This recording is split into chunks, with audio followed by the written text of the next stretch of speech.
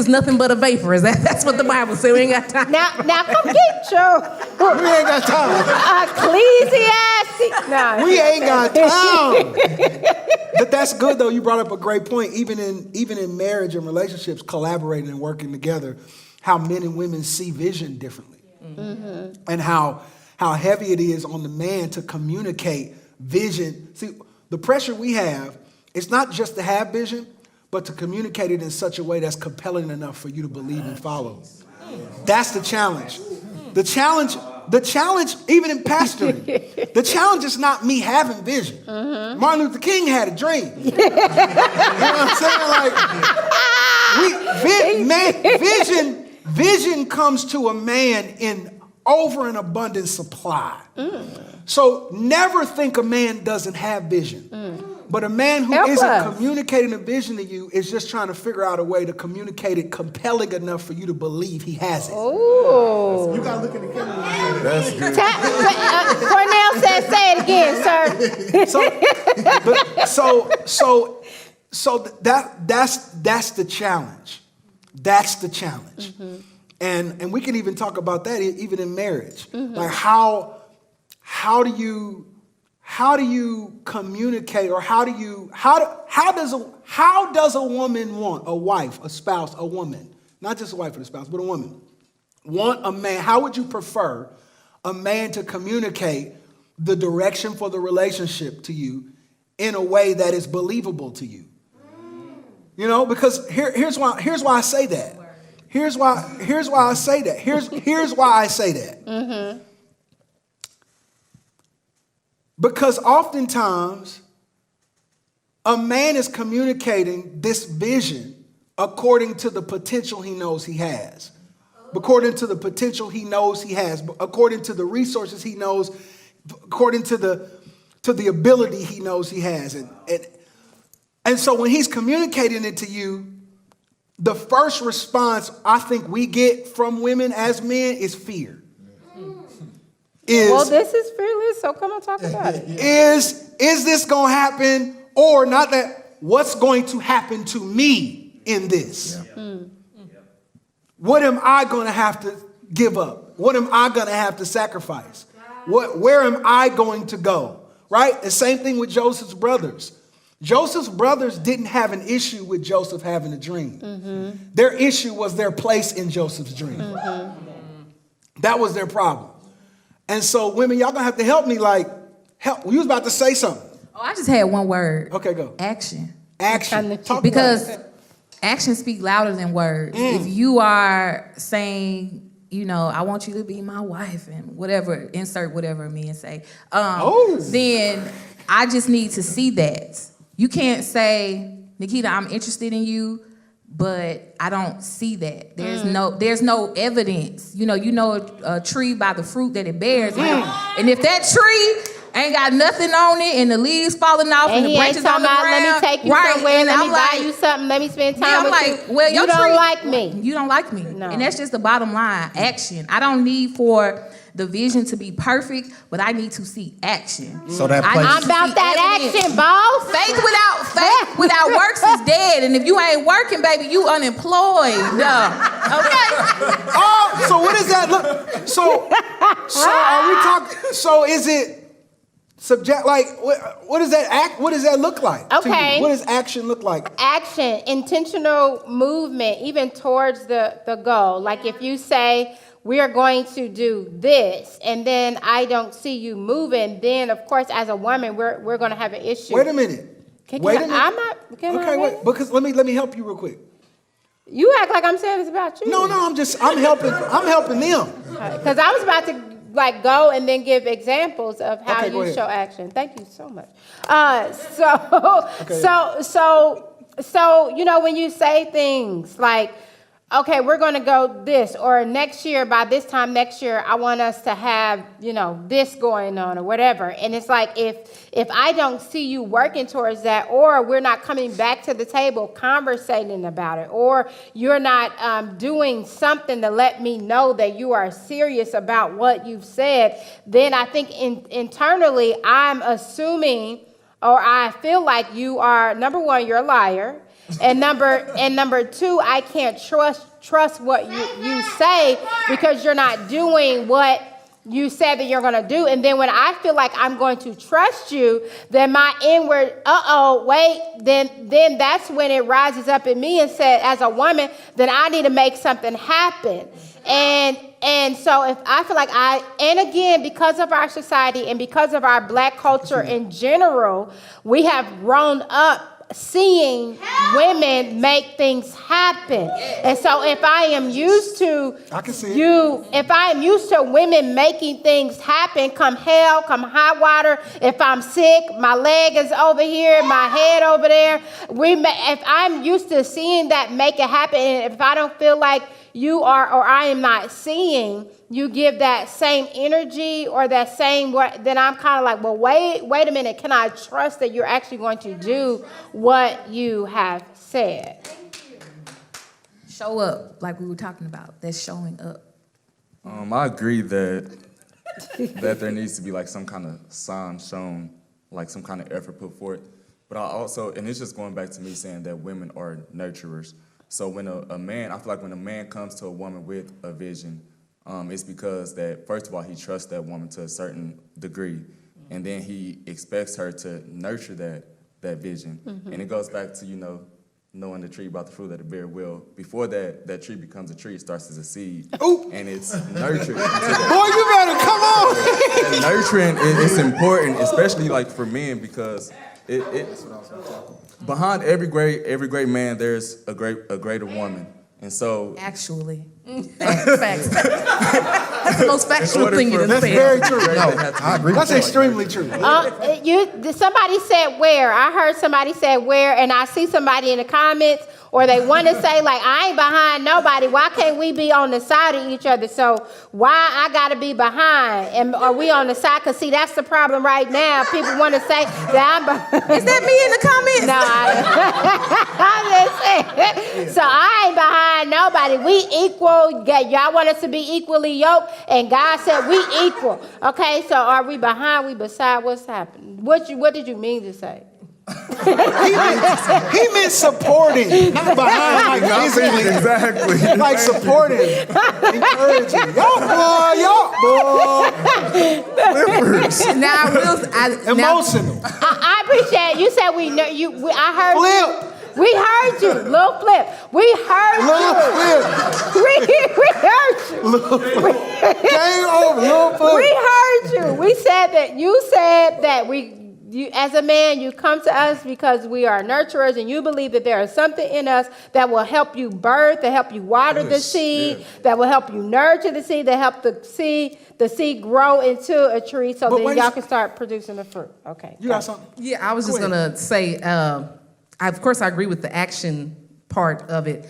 However, I think because you earlier, Jay, mentioned the fear portion of it. Yeah, I did. So I think for women, and I've heard this from counsel and wise counselors, sometimes like when Cornell brings something to me, kind of let it simmer and not try to do that, go above and beyond and know how to fix it. I'm going to do it. I'm going to take care of it and rise to the occasion stuff. Know how to let it sit for a minute and say, that's what's up. That sounds awesome, and it doesn't have to be solved immediately. I don't have to try to help him build it in that particular moment. But when a man initially brings something, let it be a seed. Let it be a seed for a second. Let him have his man moment, as they were saying. Let him have his man moment. Affirm what he's saying and let it simmer, and then come back to the conversation later. So, and that's also in serving and working together as a visionary, right? And you throw the things out on the table. Okay, I want to do this, and then you will have finance person here and this person here and that person here. Like, what about and then this and then okay? Did you think about this? And you're like, well, whoa, wait a minute. I feel like my dream is being killing my dream because y'all trying to figure out how to do it, and I just want to get it out. So that's good. That is great. We've had several of those kind of conversations at work. Yeah. Just let me dream. Yeah. I know we can't afford it right now. Absolutely. Just let me get it out. Because I feel like it does something to my dream. Because we were saying we were talking about communicating. Mm-hmm. Like I agree with action 10,000%, but I think there's a step before that. Just communication, getting it out. How do I communicate it and not have my dream just, thrown by,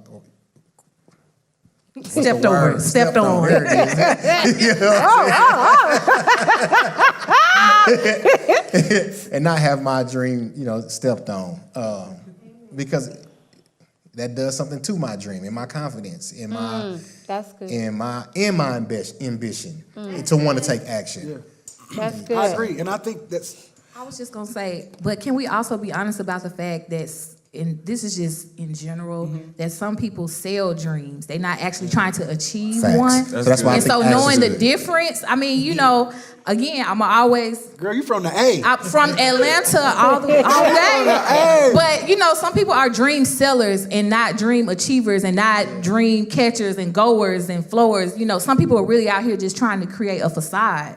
So just being honest about, yes, we are visionaries, but also some people sell those so that they can get what they want and benefit from the situation. And so that's why I'm taking it back to, you have to see action. Yes, let it be a seed, but I'm just saying in the general context, just being honest about the fact that some people just have a lot of lip service. Right. Yeah, But so again, that ain't me. But speaking even to the action point, I think letting it breathe. I'm not saying let it breathe for 10 years. I agree with but what you're sometimes saying, when you yes. give it an opportunity to breathe, they can put the action behind it. But it could just be quote unquote a brainstorming session. Like I'm just bringing to you the initial thought, so I can, build that confidence. So like just letting it breathe just a little bit, and that gives them an opportunity to put into action what they're saying they're gonna do. And you saying we don't need to have a whole, because seasons change. So we don't need to be talking about there's a whole bunch of seeds and ain't no harvest. If it's a seed, then we need to be seeing something. Is there a thistle or something? What's happening? A little rose bush, something. A little garden, a little pink, a little green came up. What's happening? He said, "Look, rose bush."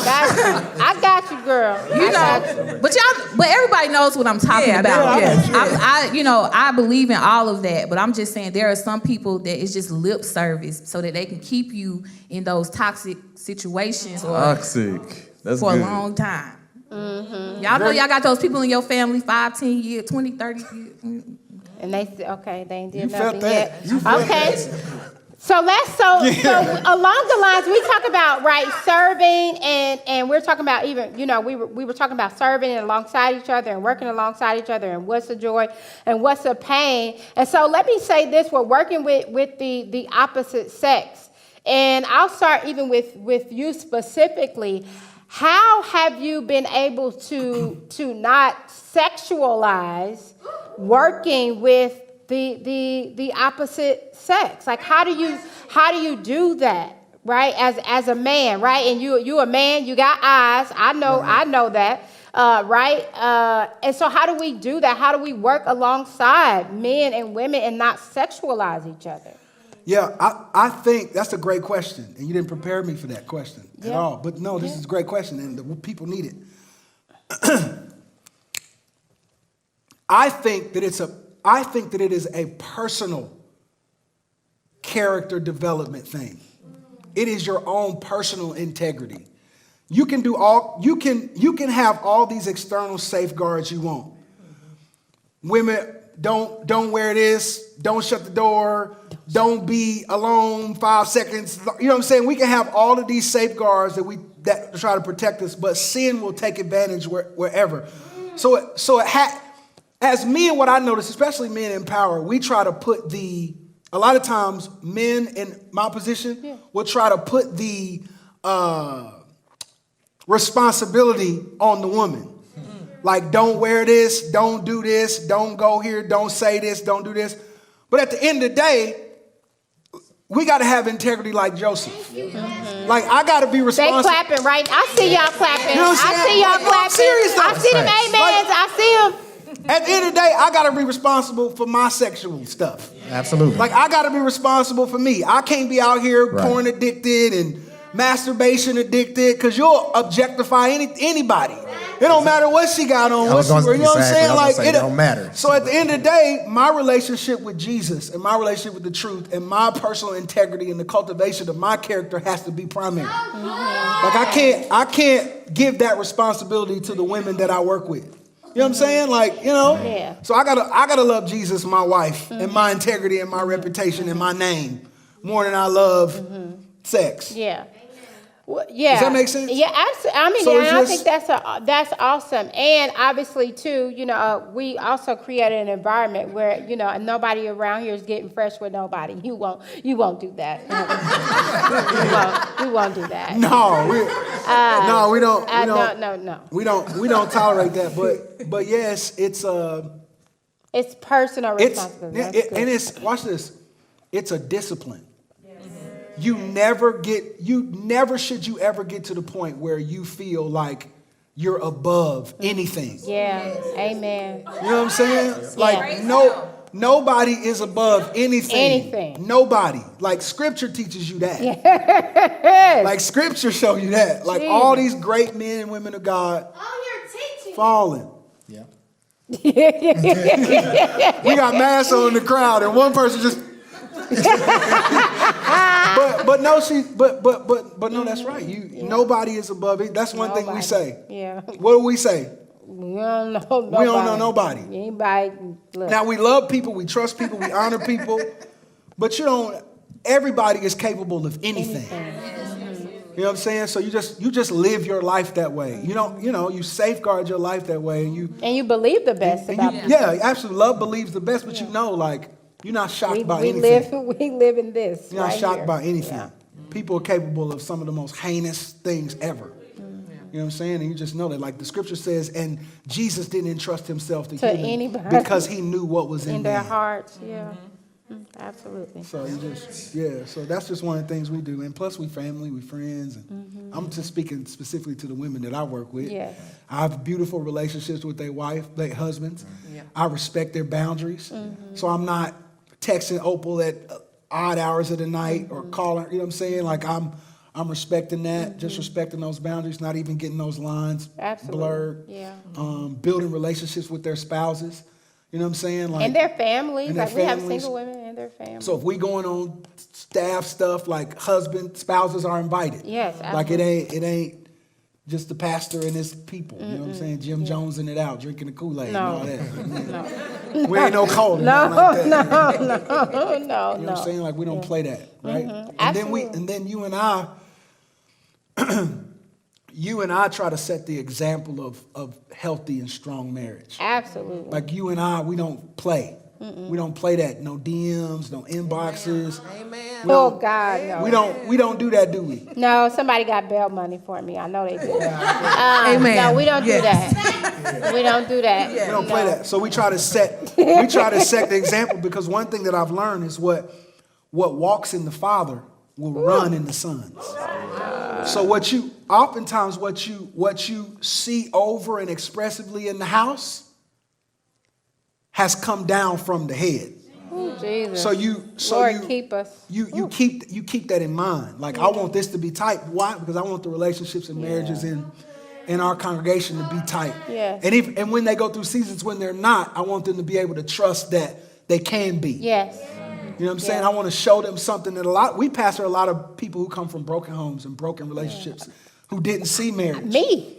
Yeah, and so one of the things that we get is y'all give me hope. Yeah. And not like we perfect. It's just we try to be tight. Yeah. We try to be tight. We take this seriously. Very seriously, right? Especially in leading, and like you said, people looking to us as an example. Like that is it's a responsibility, it's a Right. weight, but it is one that It's a beautiful weight. Yeah, but one that we carry as an honor It's and a good a weight. privilege. And so our marriage even is not just about us. And as a Christian, your life is not just about you anyway. No. Our marriage is not just about us. It's about all those people. It's about our children, right? It's about all the people that the Lord sends our way that are looking to see somebody How many make times it. do we have that discussion like, babe, Yeah. like we have this discussion like we gotta be tight. We Like gotta be. I'll be like, babe, like look at all these people who are trusting us. Oh my God. Like we gotta stay tight. Like we would devastate a whole city. Like we would devastate a whole congregation of people. So like that's pressure, but that's the kind of pressure, that's good pressure. Like I want that kind of, like I want, that's called accountability. Yeah. What you were talking about earlier, like me falling, like us jacking up, like will damage legacies and generations and my kids. Like that's called accountability when you keep that in mind. It's like, nah, we gotta stay tight. So that's how. Yeah. Anybody else want to give some Same, input? yeah, with you guys. Any of you, how do you not sexualize the opposite sex? I 10,000% agree with what Pastor said, but I just want to add on that not only when we get into those spaces, making a conscious effort in a decision, but like in everyday life. So like even scrolling through a Facebook feed, it's just Talk about it, sir. Talk about it. Talk about it. Yeah, it's like don't think the smallest of things just eventually turn into something else and turn into something else. That hunger develop. So just watching looking at a picture can turn into looking at 10 pictures can turn into looking into a video. Come on. And then you see it in real life. It's like there's the real thing right there. You know what I mean? So if we just cut it at the gate, you know, it's we got odds, but the temptation to fight is not as strong. The hunger's not as big when you kill When you're the not smaller feeding ones. it. Yeah, and it's still a conscious decision. Don't look, you know, don't, you know, just we're not. You know what I'm saying? We're not. You Yeah, know? because what ends up an ocean starts out as a drip. Like it never starts an ocean. No. It starts a puddle. Yeah. Right? Starts as a puddle. And you can manage a puddle, you think in your mind. You thinking ain't hurt nothing. You think the puddle, I can handle this. I can handle this. And then that joint turned into the Pacific Ocean. And you drowning now. Because you felt like you could manage a puddle when you didn't cut off at the source. Yeah. Right? The drip is still dripping. Exactly. You know what I'm saying? So, yeah. Yeah.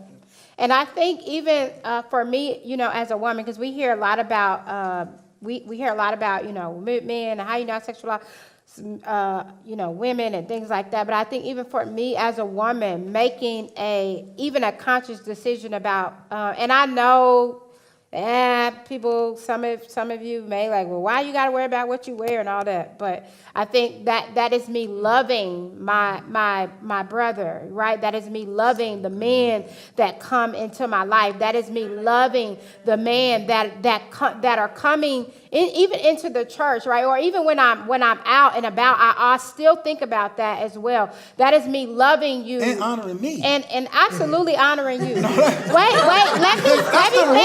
let me finish. That's number one now. Let's not get it I twisted. definitely want to Absolutely. honor, absolutely, always want to honor the Lord and you. But I'm also thinking about the men that come into our church who need to look at me as even a mother figure and need to look at me as, you know, like I never forget one Mother's Day, and I said, you know, I'm going to stand down here, and any man or woman, you need a hug. You missing your mama today. Come hug me. But I think about what am I going to have on, and I'm asking you to come hug me. And I'm sitting up here, you know, I know what I have. I know what I look like, you know, and so I think I make those type of conscious decisions, and I had men and women come hug me because it's important to me for you to see me how you're supposed to see me, and I feel like I'm supposed to help you and aid in how you see me, right? And how I hug you, how I talk to you, how I respond to you, what I wear, what I look like,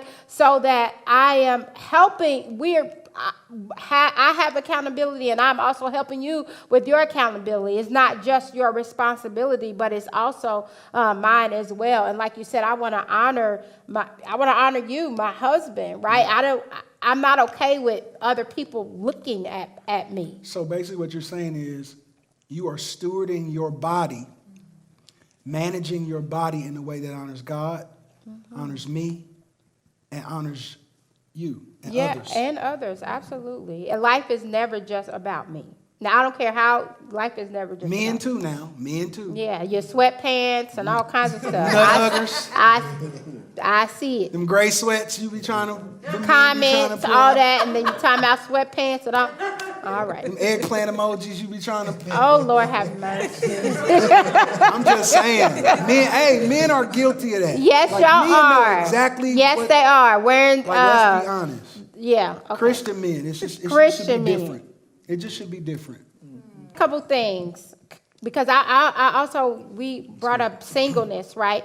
And so as a single man and as a single woman, especially in church, like how how do we find a man? How do we find a woman? How do you do it? You said you ain't paying attention to nobody in the grocery store, and you like, well, where they at though? So I know, I got you. So it's like, well, what? He ain't looking at cucumbers. I'm looking at cucumbers. He's looking at salad. Like, I don't know where. She did say cucumber. I just kind of let it go. I didn't want to be that person that said, ooh, he fine, but where the cucumber? I was just like, no. For a salad. That's not what I was thinking. A good salad. That's not what I was thinking. All I'm saying is. But I'm just saying, he might be in the pasta You aisle. could have said tomatoes.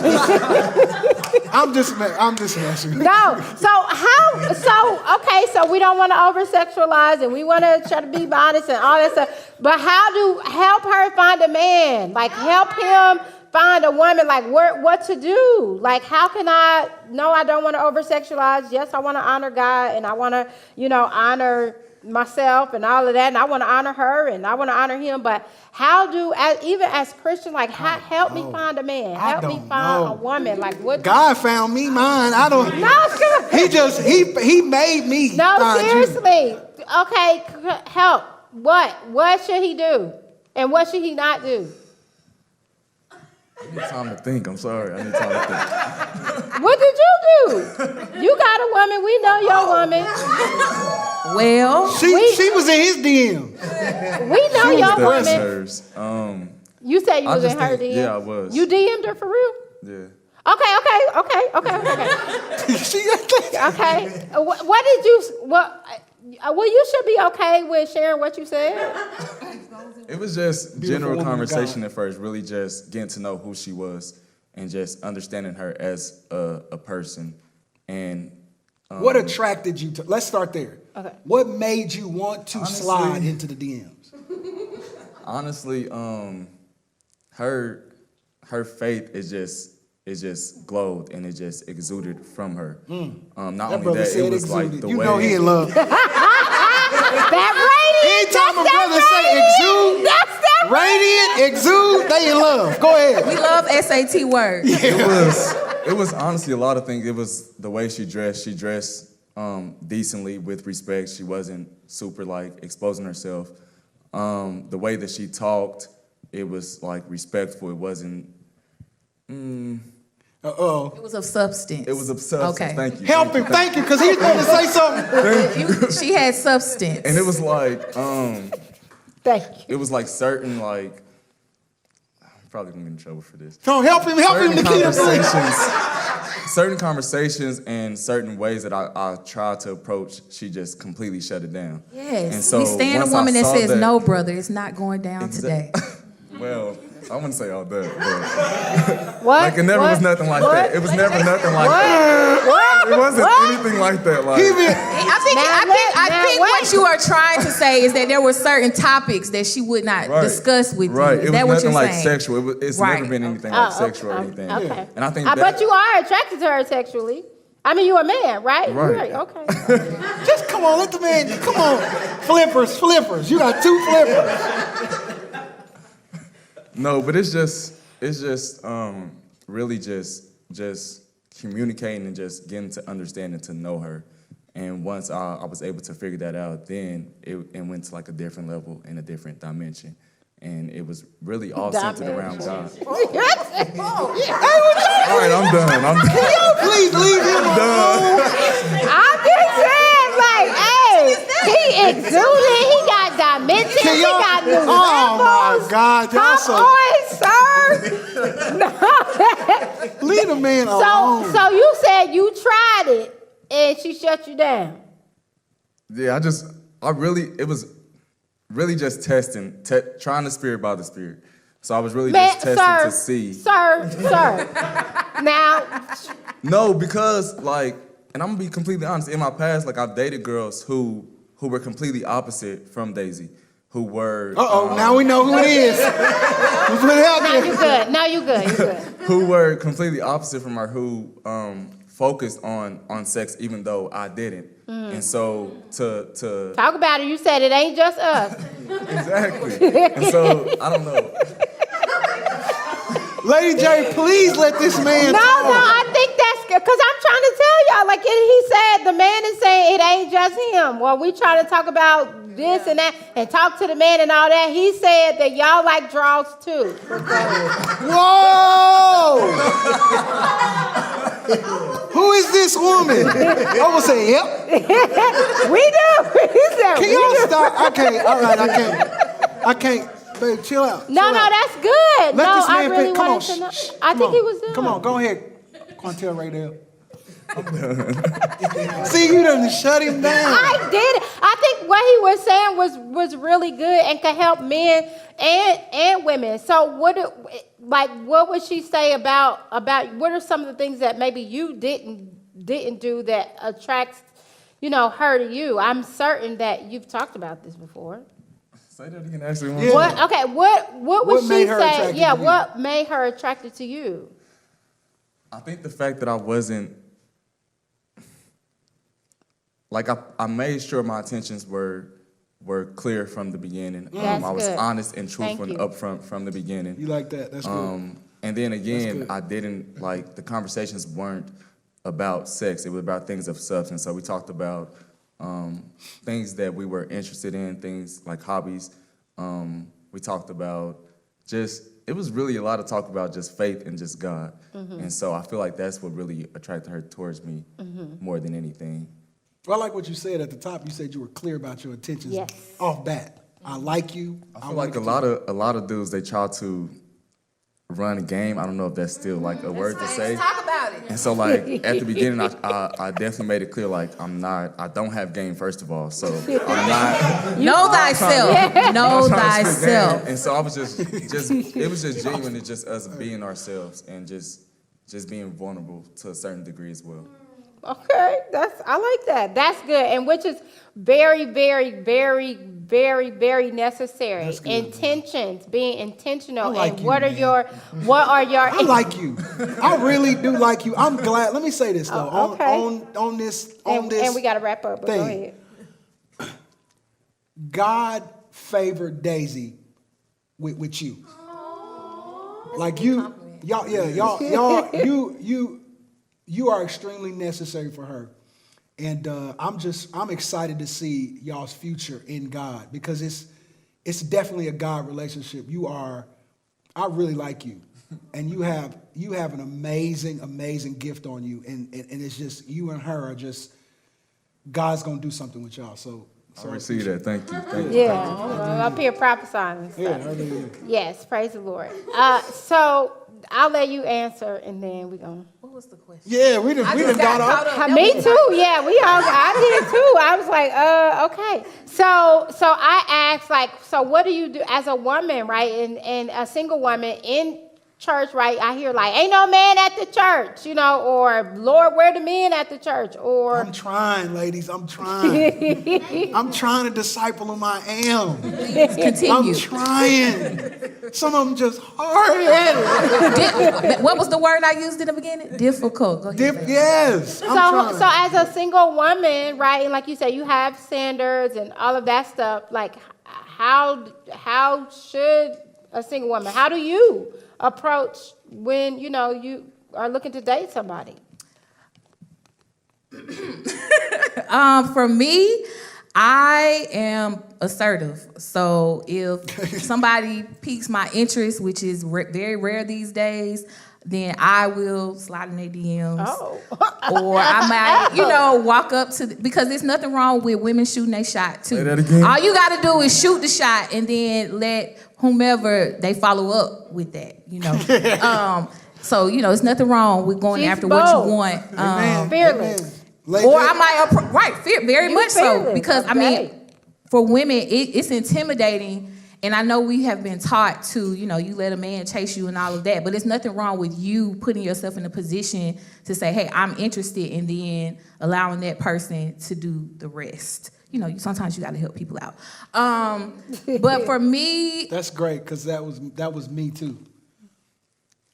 I'm gonna let you finish, but a lot of men need that help yeah. because So- men are terrified of rejection, terrified. So it's like we got to know 100%. Okay, he got a witness. Okay. 100%. Like, so you doing that, men appreciate that. Oh. Because it's just like, yes, now I'm not going to be rejected because I know 100% she liked me. Okay. So how do you slide in the DMs? Okay. Here's an example. Shout out to my friend Jordan. She taught me how to do this. Literally, all I said was, hey, this is me sliding in your DMs. That's it. Oh, wow. What? And then the conversation immediately started because he was like, oh, wow, okay, she interested. Let's go. And then also, I know we're in a very social distancing time. I think dating apps are okay. But I think, you have to be comfortable with that if you're in that space. Also, you have I have a great community of friends. And so trusting that they're connected to other great people. Yep. And so allowing people in your life to help you date. Yep. Because I know sometimes, we don't like doing that. But I mean, truthfully, the last few people I have been introduced through other people that I know, because also you want to make sure, you're not connecting yourself to no fools either. That's good. And I mean, it's been hard, I would say, in church. I mean, I don't know, Pastor. I'd be at church like, where they, me, I'd be like, where's the singles ministry at? When we gonna have a mixer? Yeah, we some dialogue. You want to see the men? Yes. I was just traumatized by singles ministry growing up. So You said that. Trey said him too. So I just stopped. We kind of put it on a halt. But it's coming back now that I know I got beautiful women of God like you who's willing to help. Yeah, and take absolutely. It's coming. Singles ministry is coming back. Yes, because I just want to say this. I have to, because I feel God is like, girl, you better say it. I told you to say it. Being single is not a bad thing.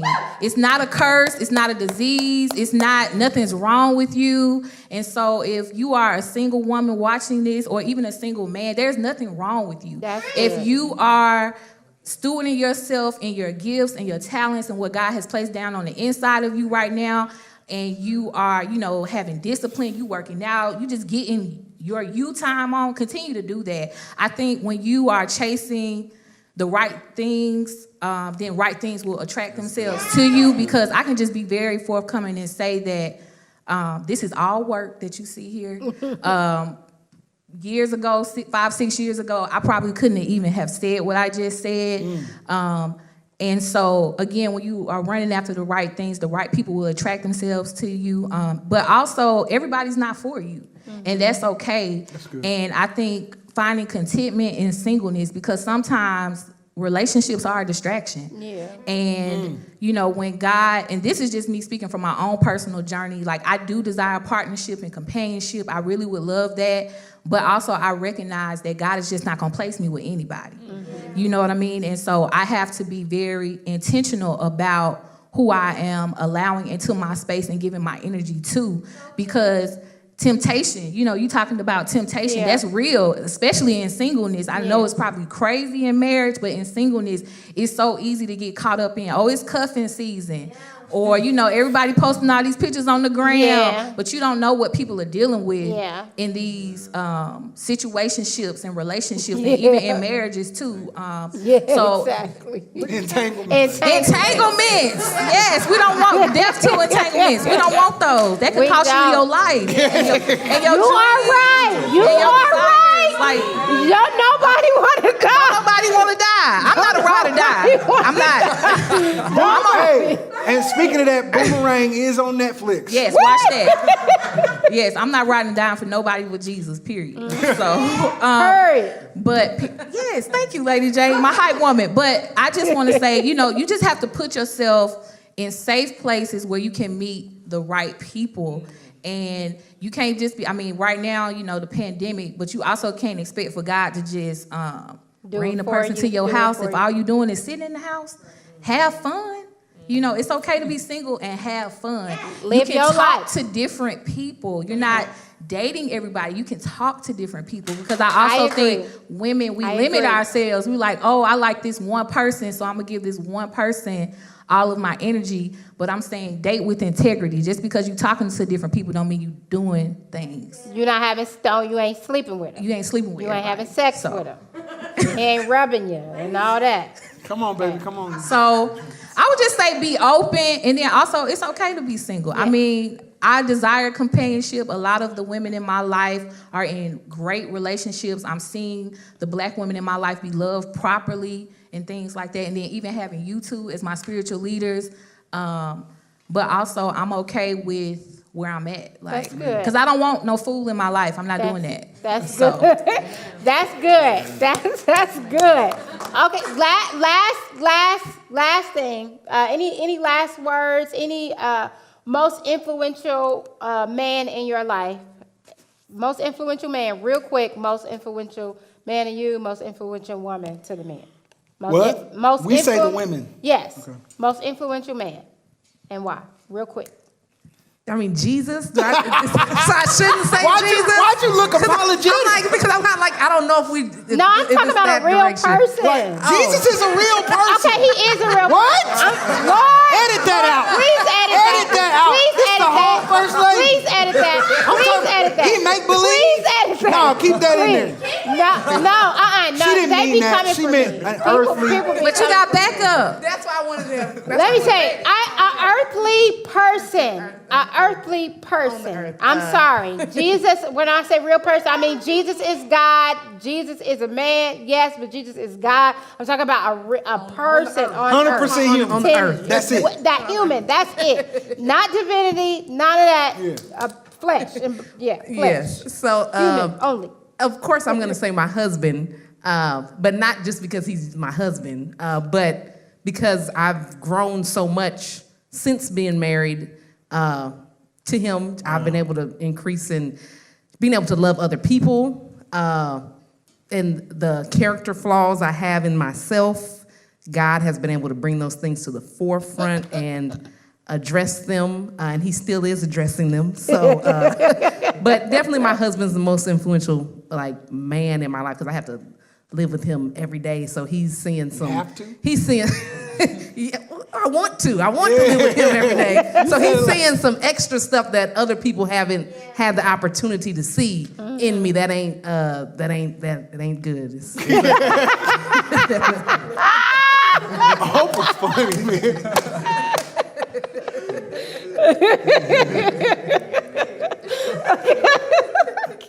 Okay, if you want to go ahead. So same for me, my wife, definitely, for the exact same reason. Her voice, it just means so much because we can put on masks, we put on shows as long as we want to, but at some point, especially at home, you let everything out. So she's seen me as my rawest, most genuine, authentic self, and what she says to that person makes a difference. That person's dope. That person's trash. You know what I'm saying? And yeah. That's good, Cornell, man. I love y'all. I'm so proud of y'all. I love y'all. Future is extremely bright, and God is going to use your marriage and y'all story to change a whole lot of people's lives. A whole lot. Not just locally, but nationally. In Jesus' name. I feel prophetic today. Well, you do. Come on. You must. Most influential man. Yes. I would have to say my father, Kent Haney. I will, just transparently, so my father is really my stepfather. My biological father chose not to step up in that way. And so my parents have been together since I was 1. And so I say my dad because I think it takes a very strong and capable and a man with a lot of integrity to love a child that is not necessarily his naturally born child. And so, I am very proud to have his last name. He changed my last name when I was in 6th grade. And I just love my dad so much because, one, all he has is women around him all the time. And our relationship is just especially now as an adult woman and going through therapy to heal from, the broken relationship with my biological father. I'm just so grateful that God sent him to my mom to put him in my life so that I know what it looks like to be and see a black man show up for a black woman. And so I just love my dad so much for that. And just who he is as a person and the types of conversations I'm able to have with him. And so, yes, I would say my dad. Awesome. That's good. God's gonna continue to use you too. I feel it. I feel it. Yep. And so one of the things that you said, you said that, paraphrasing it, you said that God's not just gonna send you anybody. Mm-hmm. That's very true. That's very true. So like your journey and your destiny needs somebody who you don't have to stop to wait to catch it. You know what I'm saying? Like they got to be able to like get in it with you. So God's gonna send you that. So your patience is definitely gonna be. God sees you. He knows you. He knows what you need, and so you don't need. God knows that you don't need someone who's gonna come into your life and cause you to stop. That whoever God's gonna send in your life is just gonna be like an on ramp, it's called like on a highway. It's like an acceleration ramp where the people who are coming on, they have the opportunity to match the speed of the people who are already on. And so that's what he's doing right now. He's just matching your speed. And then when he gets on, you're gonna yield to him. And that's relationship's gonna be right there. So just hold on, okay? Hold on, God's got you. You got a bright destiny. Thank you, I received that. Love you. Most influential woman I would say is my sister. She's the oldest, the only girl. So when I was 11, I lost my mom, and so ever since then she's been just that. And she has kids of her own too. And not once have I ever had to question her love for me. Matter of fact, she made me feel like one of her own children. And so I never missed that motherly love. It was never taken away from me because of her. And I've seen her overcome certain things and be just vulnerable and just open.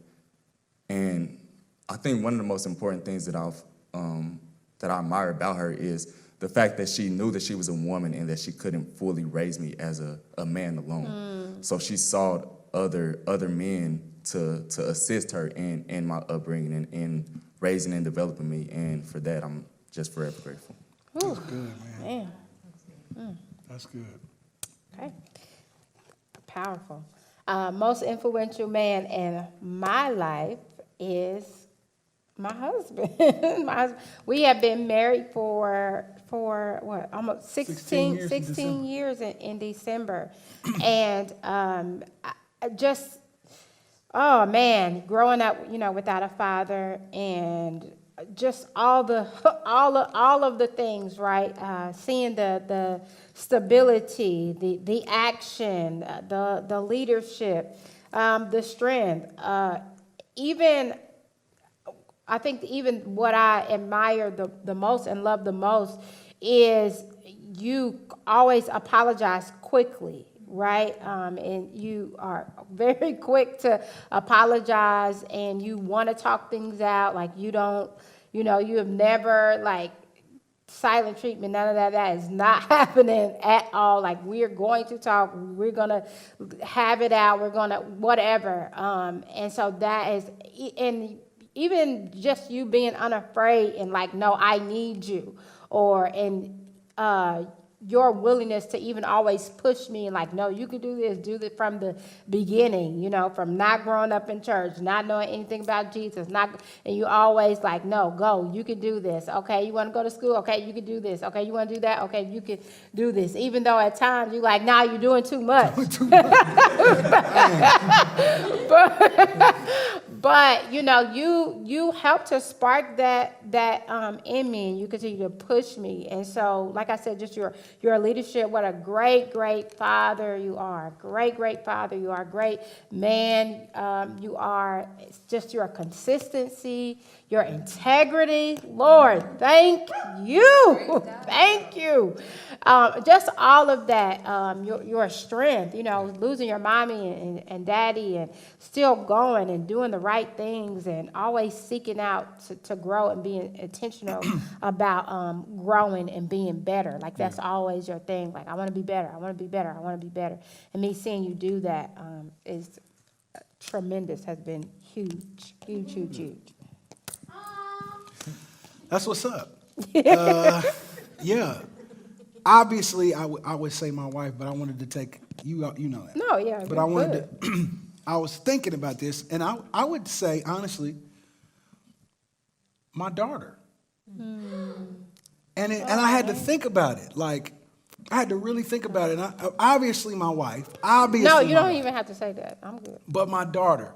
And I say that because when you are a young black man, especially a young promiscuous black man who's, I've done my dirt. One of the things you're taught growing up is you better not have a daughter because you're going to get all that back. You know what I'm saying? And it's like people will weaponize a man having a daughter as if it's punishment. But that's not my case. Like, my daughter is, God used my daughter to heal a lot of things in my life. See, here we go. Here we go. Like, and so I love my children, but I only got one daughter, and she really came at a time where I needed to know that there would be hope, and I needed to know that I could do the thing that God was calling me to do. And so, yeah, like, just looking at my baby, like, she's growing, and just the brilliance that she has, and the drive she has, and baby girl looking up colleges, and she wants to be a Supreme Court justice, and she's going to law school, and just all kind of stuff. And even though, like, we'll have it out, me and Amaris will have it completely out. She is unafraid. And like, she's not afraid to argue with me. She is not afraid very fearless. to confront me. Like, she is not afraid. She doesn't let my roar back her down. So my daughter has taught me how to even deal with my daughter and my wife, but my daughter has taught me even how to deal with women more gently. Like, she doesn't back down. She doesn't. So I'm like, okay. And so I would say Amaris has taught me a lot about myself, about leadership, about life. So I love my baby. I love my baby. That's my girl.